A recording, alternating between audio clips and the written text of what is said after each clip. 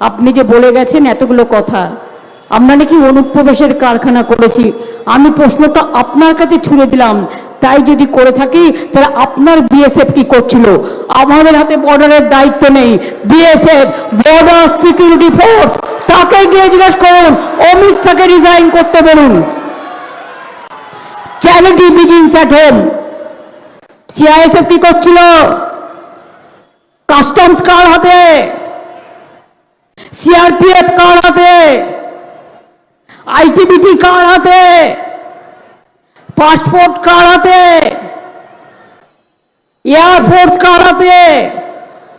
Airport কার হাতে? Rail কার হাতে?